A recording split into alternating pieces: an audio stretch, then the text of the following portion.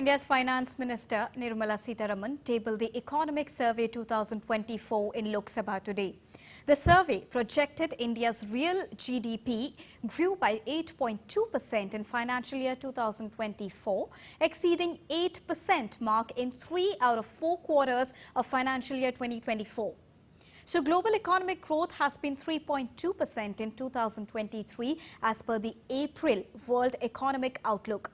Diverging growth patterns have also emerged among the countries. Gross fixed capital formation increased by 9% in real terms in 2023-24.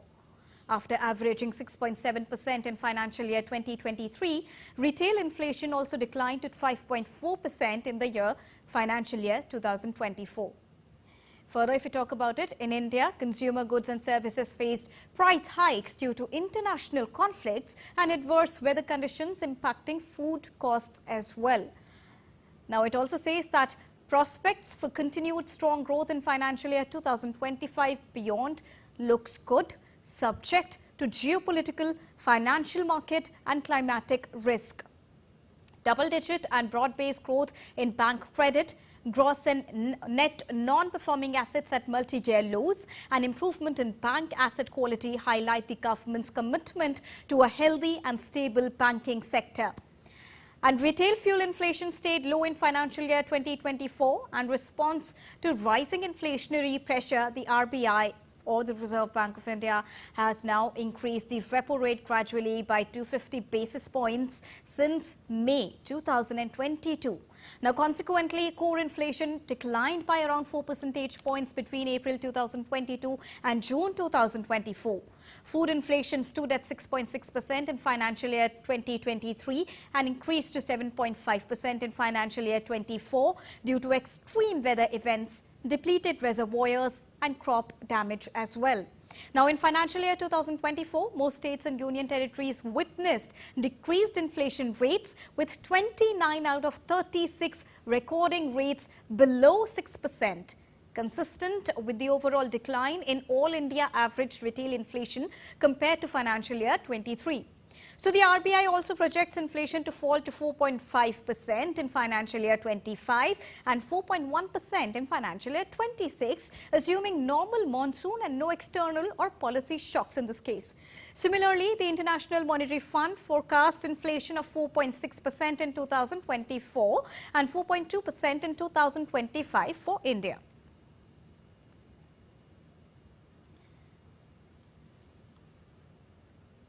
Addressing a press conference on the Economic Survey 2024, Chief Economic Advisor Dr. V. Ananth Nageswaran highlighted that agriculture sector is expected to perform better in the coming year. He also said that it is one of the sectors that can be a crucial driver of economic growth. Given what I showed you earlier about the way the global trades and the global growth is evolving and the kind of protectionism that is becoming rife, agriculture actually still carries a huge potential for driving growth if only we can make sure that the incentives are aligned and allied services in agriculture are also encouraged and land consolidation also happens in a big way. Meanwhile, during the question hour in the lower house of the Indian Parliament, Finance Minister Nirmala Sitharaman said that a lot of steps have been taken on ease of doing business, including setting up of a central processing system as well. The most important part of this is zero fee for incorporation has been brought in for companies with authorized capital of up to 15 lakhs, meaning small companies which have small capitals with which they start their business, there is no fee charged. These are as a matter of ease of doing business, other than simultaneously acting on reducing the pendency in the courts. The most important question which Sri Jagadambika Pal raised about the SEBI, sir, I want to underline the fact that the reforms which have been brought by the SEBI, particularly in timelines which have been given for settlement of claims, is a remarkable step taken forward, and our markets have also been, and companies have also benefited from it.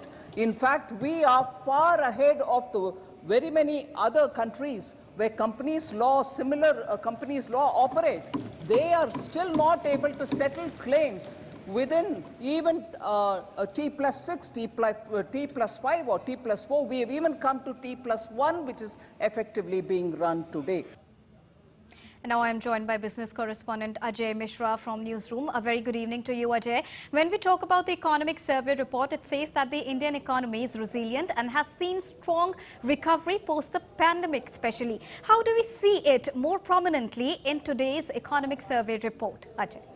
Yeah, thanks, Deepika. Good evening. I think when you compare the growth rate during the COVID era, now the Indian economy have almost shown the impressive growth of 20% from the COVID era, which means that we are one of the fastest growing economy within the emerging markets, and the 8.2% stellar performance last year has been unmatched. It has not been performed by any other economy except India, where we have grown by almost 8% in the three quarters.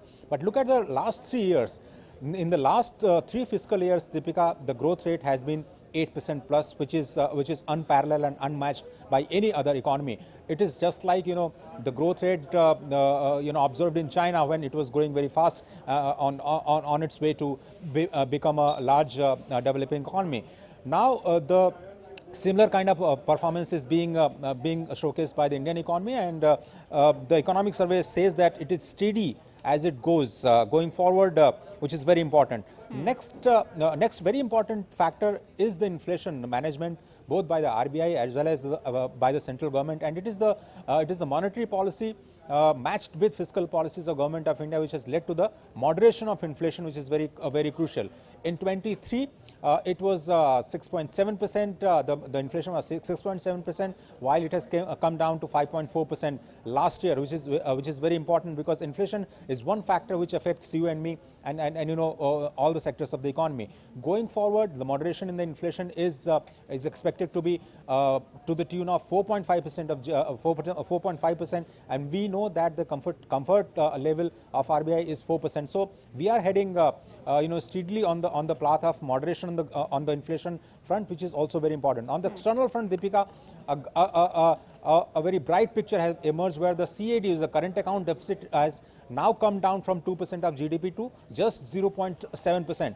It has a positive impact on the stability of the rupee. So stability is the key word which has been showcased in today's economic survey. We understand that whether it is on the external front, whether it is on the value of the rupee, on the growth front, as well as on the inflation front, performance of the financial and banking sector, stability, and the strong performance of manufacturing and especially the services exports is what have been highlighted by this economic survey. Considering today's report that talks and stresses a lot on stability, now there are a lot of expectations from tomorrow's budget as well, Ajay.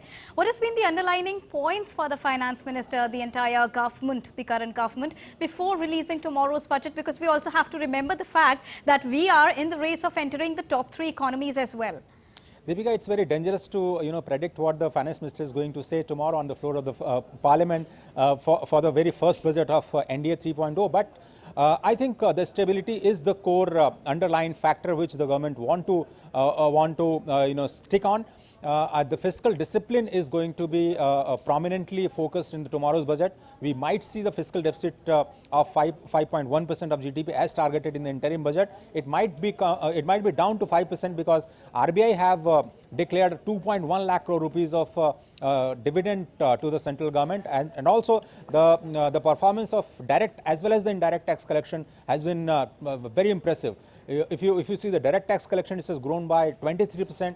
When it comes to GST collection, it has grown by almost 11% in the last 3 months. So these are some of the comfort factors which the finance minister is going to enjoy.